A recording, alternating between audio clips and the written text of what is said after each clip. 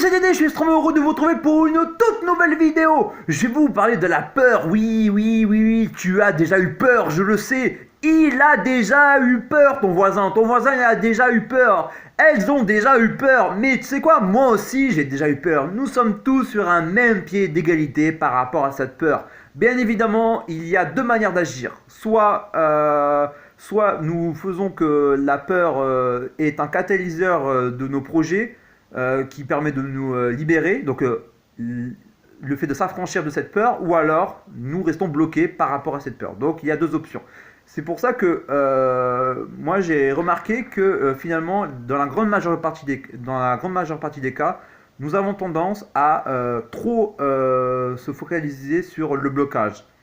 Euh, D'ailleurs, pour parler de la peur, il faut d'abord faire la distinction entre la peur et l'angoisse. Pourquoi? Parce que l'angoisse, déjà, c'est quelque chose dans le... Comment dire? C'est une angoisse qui est difficile à décrire car elle est dans le domaine du psychique. Des personnes angoissées ont du mal à dire réellement pourquoi elles sont angoissées. Alors que la peur est quelque chose de facilement identifiable. Nous pouvons la pointer du doigt et dire quelle peur avons-nous. J'ai peur des araignées, j'ai peur du vertige.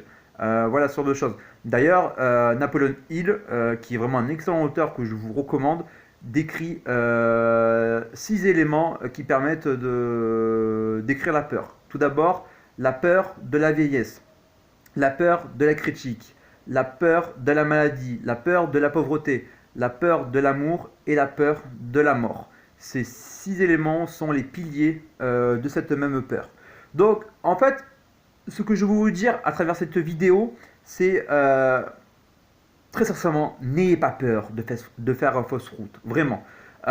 Si vous ressentez un sentiment d'échec par rapport à une action, à un projet que vous mettiez en place, mais j'ai envie de vous dire, ce n'est pas grave en fait, ce n'est pas grave en soi, ce n'est pas grave en soi d'avoir un échec.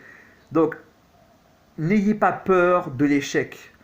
Parce qu'à partir du moment où vous considérez que l'échec va être salutaire dans la mesure où vous allez apprendre des choses sur vous, ça va être bénéfique. Donc n'ayez pas peur de passer à l'action, n'ayez pas peur de l'échec, surtout n'ayez aucun regret dans votre vie, c'est extrêmement important. Si vous avez un projet qui vous tient à cœur, quelque chose que vous voulez réaliser, n'ayez pas peur.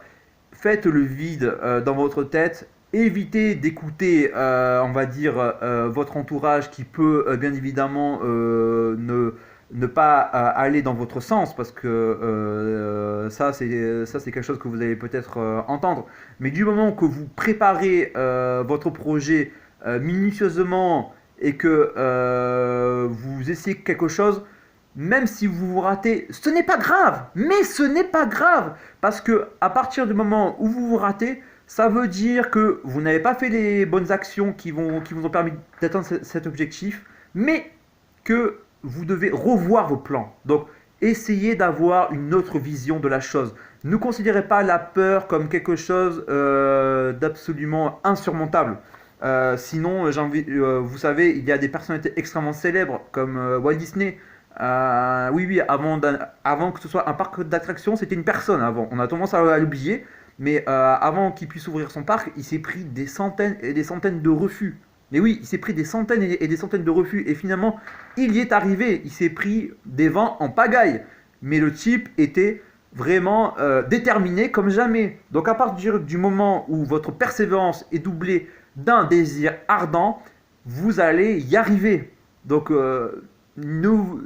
n'ayez pas peur de vous et de vos ambitions, c'est très important ça. Donc n'oubliez jamais que le désir tiède est toujours l'échec assuré.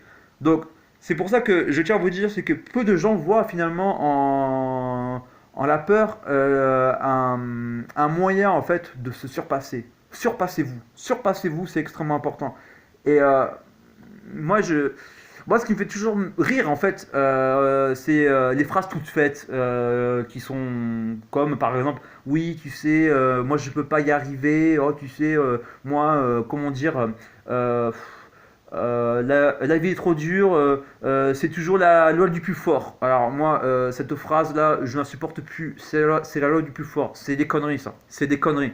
La loi du plus fort, mon cul, non. Ce n'est pas la loi du plus fort. Ce n'est pas le plus fort qui arrive en haut ou qui arrive à réussir et à réaliser ses rêves. Non, non. C'est le plus malin. Différence. C'est le plus malin qui arrive à se débrouiller. Donc ce n'est pas question de puissance ou de réseau dans un premier temps. Non, ce n'est pas ça. Donc il y a des gens qui peuvent avoir un très bon réseau et faire n'importe quoi avec. Donc ça, vous ne pouvez pas vous fier à cela. C'est d'abord dans votre tête et vos plans. Vous devez avoir un plan précis, bien évidemment. Donc n'oubliez jamais que le bonheur se trouve toujours dans l'action et non dans la possession.